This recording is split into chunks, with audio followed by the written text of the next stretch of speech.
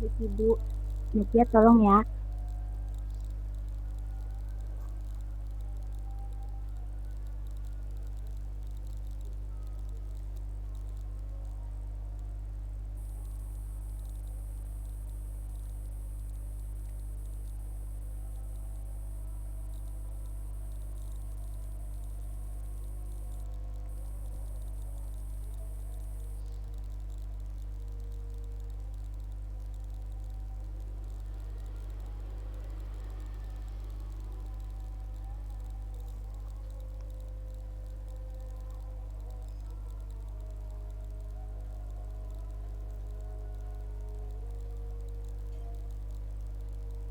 Assalamualaikum warahmatullahi wabarakatuh. Waalaikumsalam Waalaikumsalam warahmatullahi warahmatullahi wabarakatuh. Pertama-tama, salam sejahtera untuk kita semua. Puji syukur atas nikmat yang telah Tuhan limpahkan sehingga kita dapat berkumpul dalam keadaan sehat pada siang hari ini. Ibu dan teman-teman sekalian, pada kesempatan kali ini saya Saida Nafisa dengan Digo Charledian Adiputra, teman saya, akan menjelaskan materi tentang hakikat pendidik dalam pandangan Islam dalam mata kuliah Pemikiran Pendidikan Islam. Lanjut, Mut.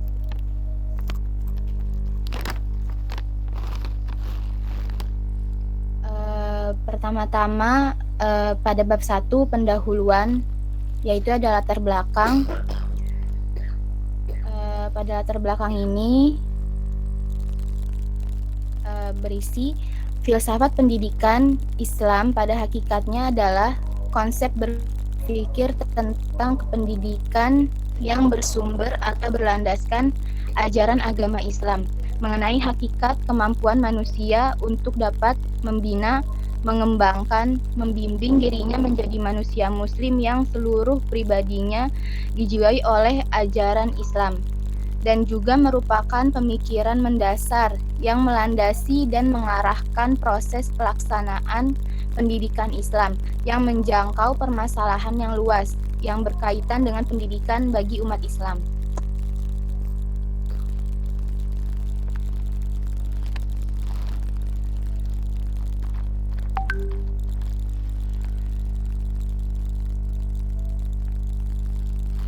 Salah satu unsur penting dalam proses pelaksanaan pendidikan Islam adalah pendidik. Di pundak mereka terletak tanggung jawab yang amat besar dalam upaya mengantarkan peserta didik ke arah tujuan pendidikan yang dicita-citakan. Manusia adalah makhluk yang terdiri dari aspek fisik, psikis, dan rohani yang memiliki potensi untuk dibina, dikembangkan, dan diarahkan agar mereka dapat mengamalkan ajaran-ajaran Islam yang berupa amal-amal maupun aktivitas keduniaan yang lebih berdaya guna dan lebih optimal. Dan secara alamiah, manusia tumbuh dan berkembang sejak dalam kandungan sampai meninggal mengalami proses tahap demi tahap. Tak ada satupun makhluk ciptaan Allah di atas bumi yang dapat mencapai kesempurnaan atau kematangan hidup tanpa berlangsung melalui proses. Akan tetapi, suatu proses yang diinginkan dalam usaha pendidikan adalah proses yang terarah dan bertujuan, yaitu mengarahkan peserta didik kepada titik optimal kemampuannya. Sedangkan tujuan yang hendak dicapai adalah terbentuknya kepribadian yang bulat dan utuh sebagai manusia individu dan sosial serta hamba Allah yang mengabdikan diri kepadanya. Oleh karena itu, pendidik bertanggung jawab memenuhi kebutuhan peserta didik, baik spiritual, intelektual, moral, estetika, maupun kebutuhan fisik peserta didik. Dalam arti pendidik bertanggung jawab untuk memenuhi kebutuhan jasmani dan rohani mereka. Kemudian di pendahuluan ini ada rumusan masalah. Yang pertama, apa definisi pendidikan? Sebentar Mbak Saida, di saya nggak bergerak ya. Oh iya, itu Natia, maaf. Belum di... Nah ya, lanjut lagi, Mut. Nah, ya. Kemudian di pendahuluan ini yang kedua ada rumusan masalah. Di dalam rumusan masalah ini kita akan membahas apa gitu. Yang pertama kita akan membahas apa definisi pendidikan.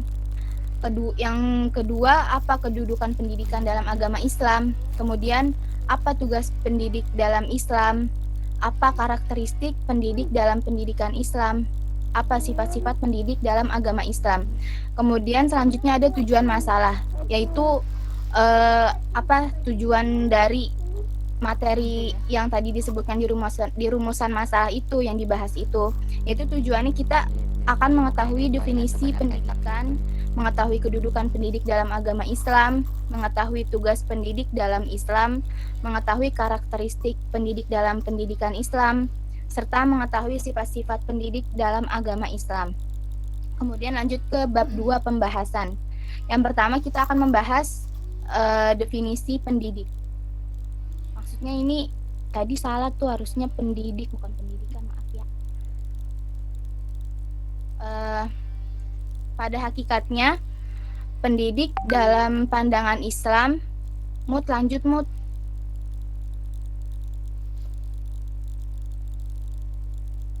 Kok nggak bergerak sih itu ya? Mungkin sinyal Saidah. Oh iya.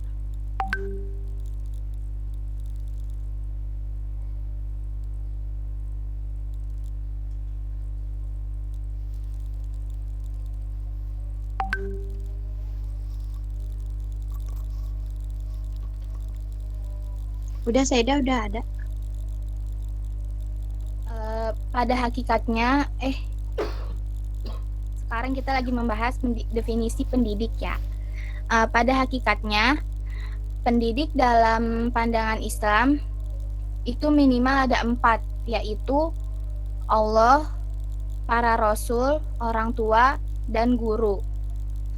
Adapun yang menjadi acuan dalam mendidik adalah Allah dengan segala sifat-sifatnya yang terukir indah dalam Asmaul Husna, mencerminkan sifat-sifat agung pendidik semesta alam yang dapat diadopsi dan dicontoh oleh manusia, yaitu orang tua dan guru sebagai pendidik penerus setelah Allah dan Rasulnya, yaitu Rasulullah SAW, Nabi Muhammad SAW.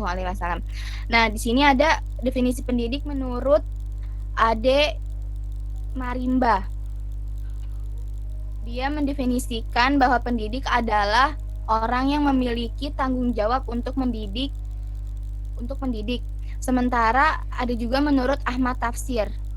Dia mendefinisikan pendidik itu dalam perspektif pendidikan Islam, yaitu orang yang bertanggung jawab terhadap perkembangan seluruh potensi peserta didik dengan mengupayakan perkembangan seluruh potensi peserta didik, baik potensi afektif, kognitif maupun psikomotorik secara seimbang sesuai dengan nilai-nilai ajaran Islam.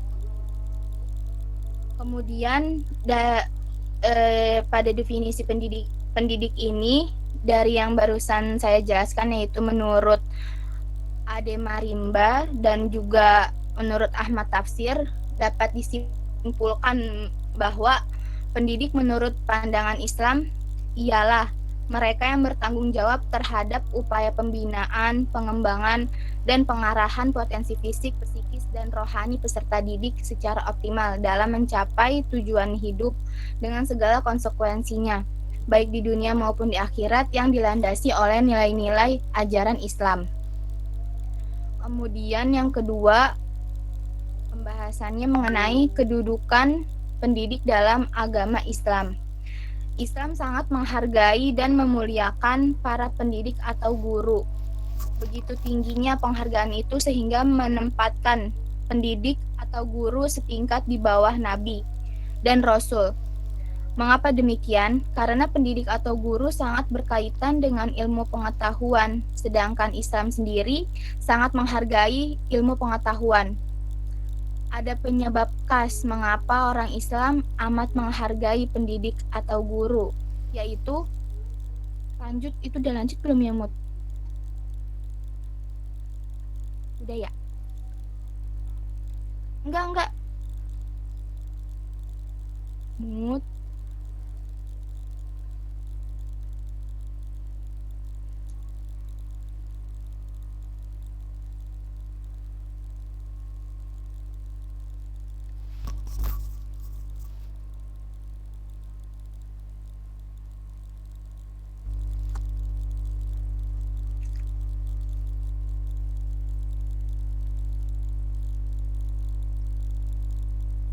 ada penyebab khas mengapa orang Islam amat menghargai pendidik atau guru, yaitu pandangan bahwa ilmu pengetahuan semuanya bersumber pada Tuhan. Ilmu datang dari Tuhan, guru pertama adalah Tuhan, yaitu Allah Subhanahu wa Ta'ala. Pandangan yang menembus langit ini maksudnya pandangan bahwa ilmu itu datang dari Allah Subhanahu wa Ta'ala. Ini telah melahirkan sikap pada orang Islam bahwa ilmu itu tidak terpisah dari Allah Subhanahu wa Ta'ala. Ilmu tidak terpisah dari guru. Maka kedudukan guru atau pendidik amat tinggi dalam Islam. Jadi, Islam sangat menghormati dan memuliakan kedudukan pendidik atau guru dikarenakan terkait dengan ilmu pengetahuan. Dan selanjutnya, materi selanjutnya akan dibahas oleh teman saya yaitu Saudari Digo. Silahkan. Lanjut, Bu.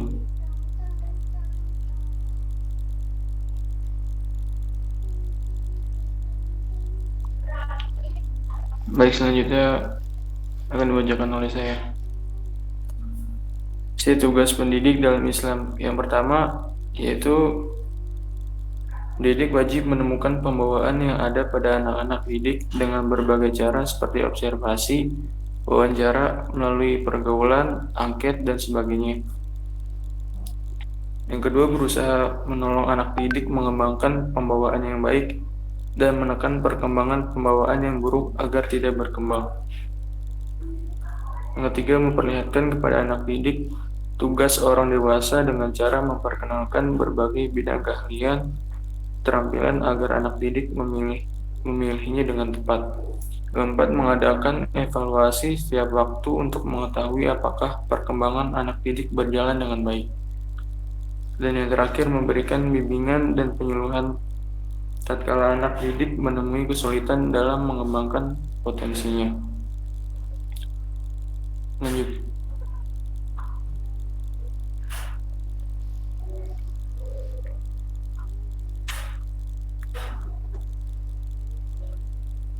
Dari karakteristik pendidik dalam pendidikan Islam. Yang pertama, mempunyai watak dan sifat robbaniyah yang terwujud dalam tujuan, tingkah laku, dan pola pikirnya. Yang kedua, bersifat ikhlas melaksanakan tugasnya sebagai pendidik semata-mata untuk mencari keridhaan Allah dan menegakkan kebenaran. Ketiga, bersifat sabar dalam mengajarkan berbagai pengetahuan kepada peserta didik.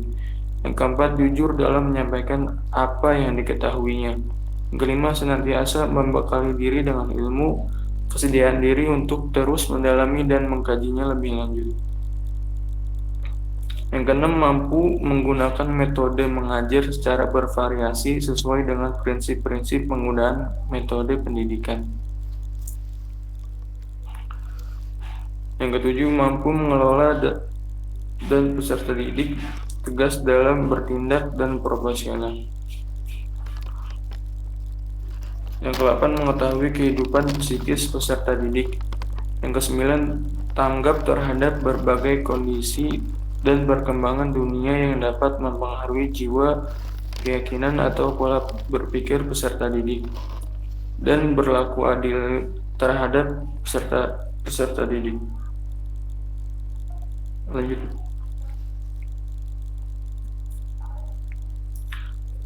Sifat-sifat pendidik dalam agama Islam. Pendidik hendaknya mampu mengaplikasikan sifat-sifat Allah yang berkaitan dengan pendidik dalam menjalankan tugasnya sebagai pendidik dan juga mengambil pelajaran dari hukum Allah atau sunnatullah.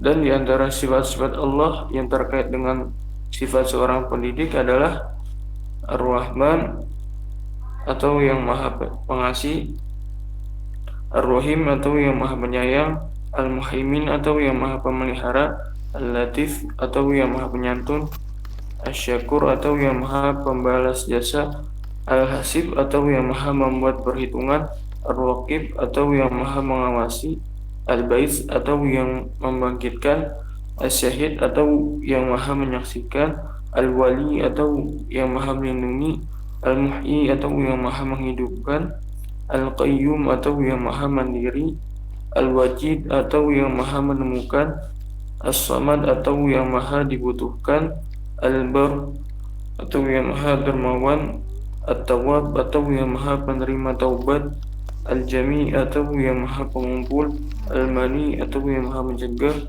An-Nafi atau yang maha pemberi manfaat, Al-Hadi atau yang maha memberi petunjuk, Al-Waris atau yang maha pewaris, Ar-Rasyid atau yang maha pandai, dan As-Sabur yang maha sabar. Demikian presentasi dari kelompok kami. Silakan teman-teman jika ada yang ingin ditanyakan.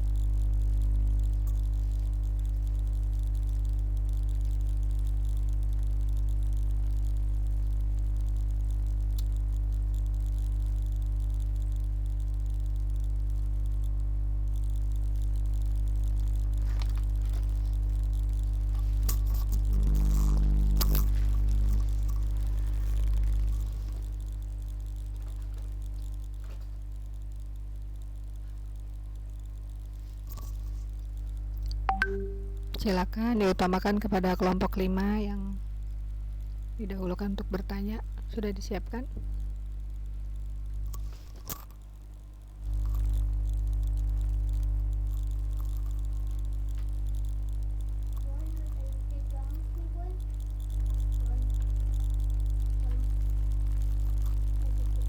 Iya, iya.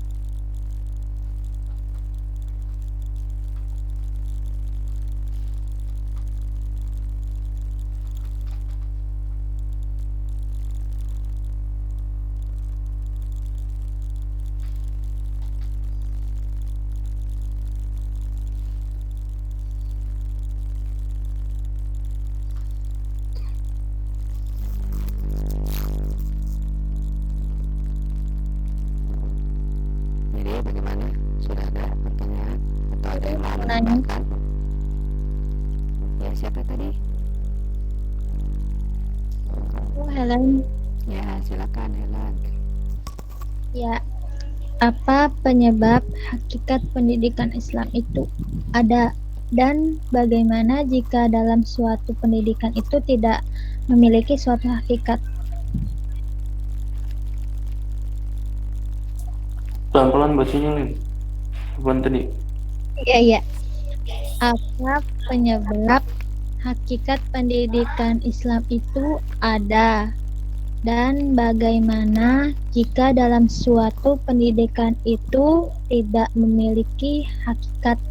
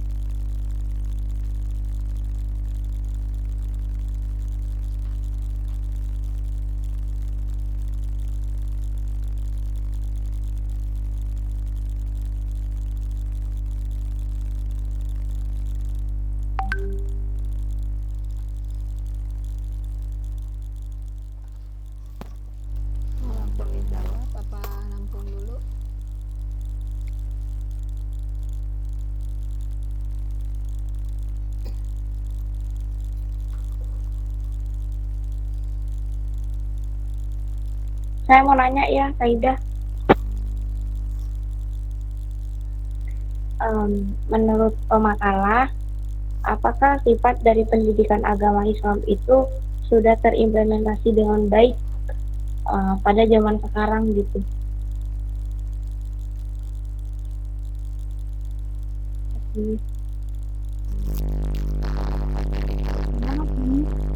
Islamia ini nanya tentang pendidikan Islam ya. Ini sekarang makalahnya tentang pendidik dalam Islam. Jadi kalau pendidikan kan ilmunya ya, ini pendidiknya, gurunya. Apa maksudnya Helen itu hakikat pendidik?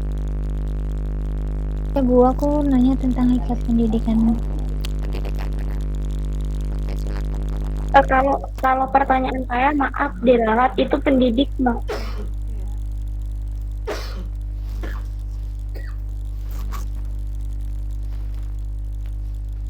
Kalau untuk pertanyaan Helen, sepertinya pada kelompok 1 itu sudah ya pada materi hakikat pendidikan Islam.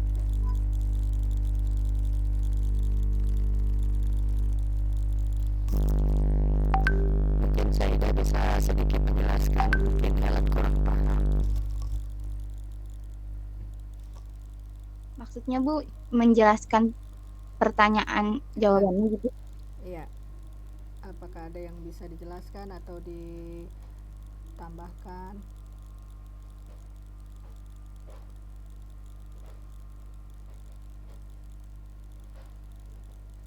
Mohon maaf, tadi Islamnya pertanyaannya bisa diulang.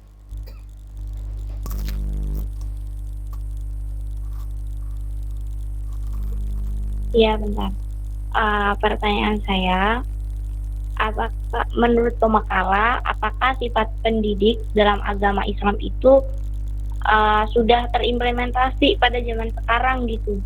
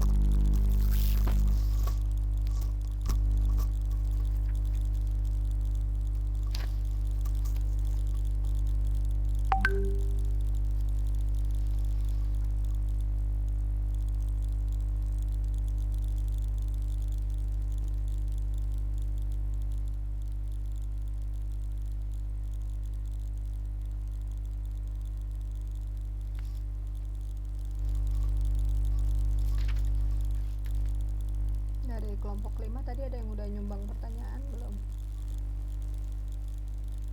Belum, Bu. Belum ya. Yang hadir cuma 1 orang, Bu, kelompok 5.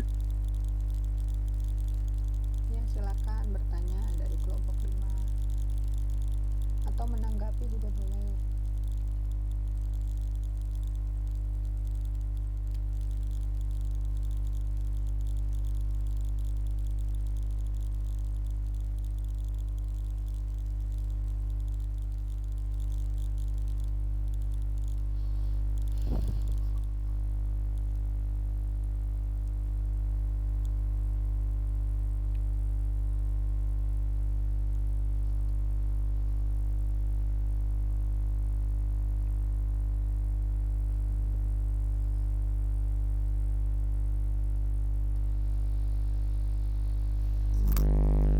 Banyak yang nggak hadir sebagian ini ya, Mika, apa ini.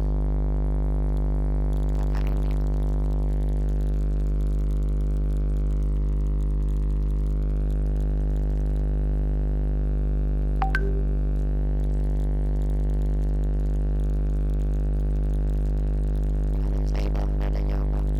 Baik, Ibu, saya akan coba jawab pertanyaan dari saya. Sip. Ini menurut saya sendiri, jika emang ada yang perlu ditanggapi, silahkan. Tadi Helen bertanya apa penyebab hakikat pendidikan Islam itu ada, gitu kan? Menurut saya segala sesuatu yang ada di dunia ini semuanya itu ya ada hakikatnya gitu, mempunyai arti dan maksudnya tersendiri gitu. Jadi apa ya gitu Ibu, udah gitu aja. Jadi nggak ada penyebab apa-apa gitu. Memang apa yang sudah ada di dunia ini itu sudah memiliki artinya masing-masing gitu. Ya termasuk pada pendidikan Islam itu sudah ada artinya sendiri, memang dari sananya gitu. Baik, itu dari Saida ya. Kalau dari Bigo ada pendapat nggak? Kalau menurut saya kan katanya kan pertanyaan bagaimana jika dalam pendidikan itu tidak memiliki hakikat. Kalau menurut saya ya kita harus punya hakikat dalam pendidikan, karena kita kan untuk memulai saja itu kan kita harus paham gitu pendidikan itu fungsinya apa, kita punya ilmu dalam pendidikan itu nanti berguna untuk apa, kayak gitu.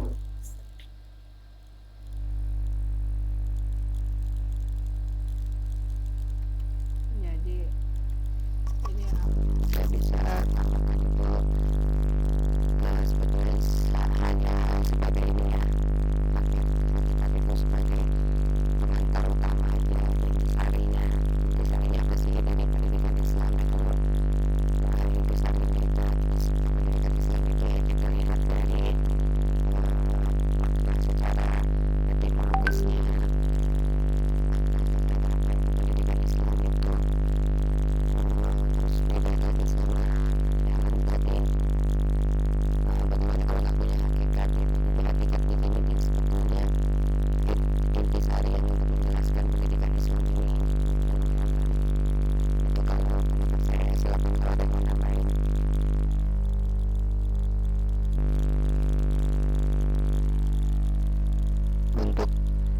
untuk pertanyaan nomor 2 dari Aslamia. Baik, Ibu, sebentar ya, Bu.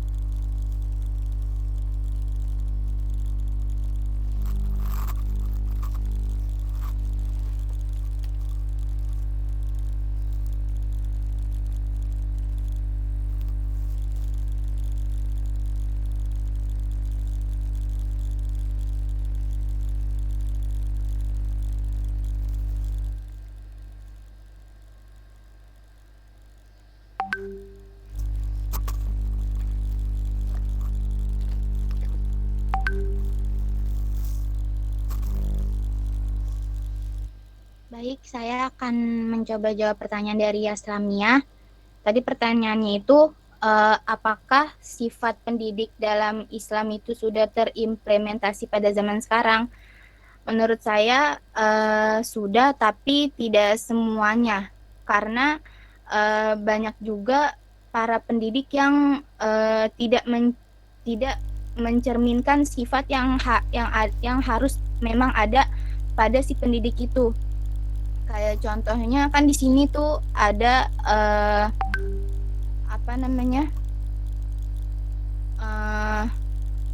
sifat-sifatnya itu, karakteristiknya itu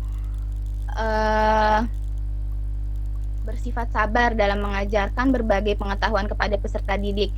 Nah, kalau pada zaman sekarang ini ya banyak pendidik itu yang kalau mengajar kepada murid yang bandel gitu, dia suka tidak sabar gitu dalam mendidiknya, sampai ada yang berbuat kasar, main tangan gitu.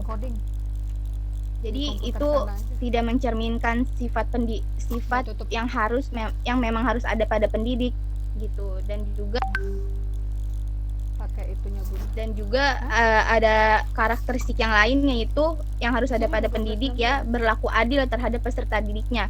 Banyak juga para pendidik pada zaman sekarang ini yang mereka tuh lebih condong kepada kepada murid-murid yang memang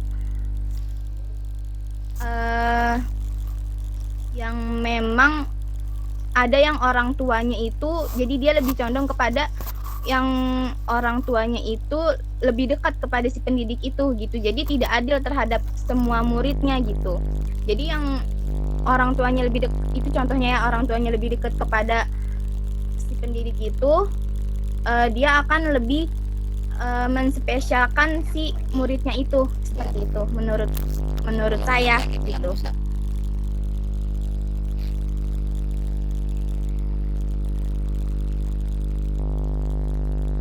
Terima kasih jawabannya, Saidah. Mungkin kalau ada teman-teman lagi yang ingin menambahkan jawabannya.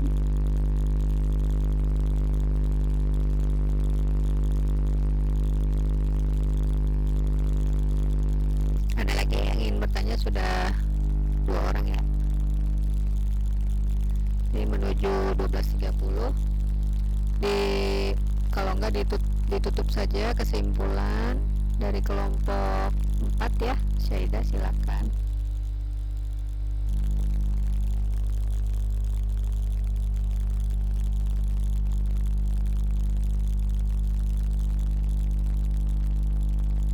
Baik Ibu, jadi dari materi yang saya dan Digo telah sampaikan barusan, dapat disimpulkan bahwa pendidik itu pada hakikatnya adalah orang yang telah mendapatkan amanat dan mempunyai tanggung jawab dunia akhirat dalam mendidik, membimbing, mengarahkan, dan mengantarkan peserta didik ke gerbang kesuksesan baik di dunia maupun di akhirat. Oleh karena itu, untuk menjadi pendidik yang berkualitas dan profesional harus memiliki kriteria dan persyaratan tertentu yang harus dipenuhi dalam rangka pencapaian tujuan hidup seperti yang tadi sudah dijelaskan oleh Saudari Digo, dan juga sifat-sifat yang menghiasi pribadinya dalam menjalankan tugas dan tanggung jawab sebagai pendidik dalam pandangan Islam. Pendidik yang baik adalah pendidik yang memperhatikan tugas dan tanggung jawabnya terhadap peserta didik yang dilandasi iman dan takwa kepada Allah Subhanahu wa Ta'ala, serta mampu mengembangkan potensi yang ada baik lahir maupun batin, jasmani, psikis maupun rohani. Untuk itu, seorang pendidik wajib memiliki iman dan takwa yang kuat, kokoh, dan juga niat yang ikhlas yang dilandasi ajaran-ajaran Islam serta berhiaskan akhlakul karimah, ditunjang oleh dedikasi serta rasa tanggung jawab yang tinggi terhadap tugas yang diamanatkan oleh si pendidiknya itu. Sekian dari pada kali ini dari astagfirullahaladzim, kok mulut nih. Demikian pada kesempatan kali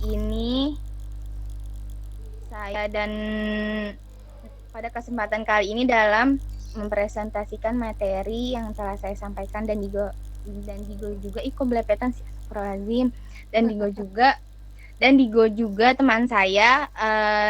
Jika Sekian presentasi dari kelompok. ya itu astagfirullah itu Lanjut. Di sini emang tempatnya agak belepetan dikit, nggak apa-apa. sekian dari presentasi kami kali ini. Kurang lebihnya mohon maaf. Terima kasih untuk Ibu dan teman-teman yang sudah hadir dan ikut berpartisipasi dalam presentasi saya dan Digo pada kali ini. Wabillahi taufiq wal hidayah. Assalamualaikum warahmatullahi wabarakatuh. Waalaikumsalam warahmatullahi wabarakatuh. Ibu izin bertanya, minggu depan apakah UTS atau gimana? Edaran. Ya, nanti akan diumumkan lagi ya untuk UTS-nya ya, Mbak Rahma. Jadi Baik. saya akan tanyakan lagi ke Bapak Sidiknya. Tapi kalau memang jadwal UTS, biasanya kita UTS, cuman nanti saya coba konfirmasi.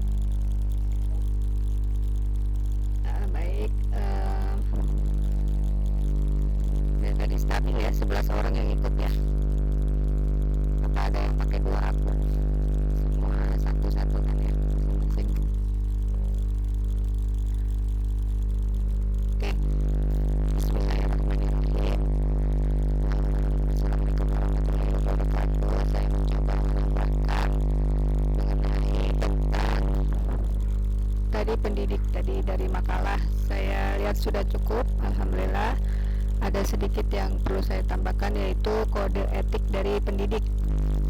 kode etik pendidik ini dikutip ya oleh Rama Yulis dari Badruddin Ibnu Jamaah Al-Kalabi dalam bukunya Tazkirah Al-Sami wa Al-Mutakallim fil Adab Al-Alim wal Muta'alim. Jadi ini bagaimana tentang melihat adab dalam proses pendidikan, baik dari si pendidik maupun yang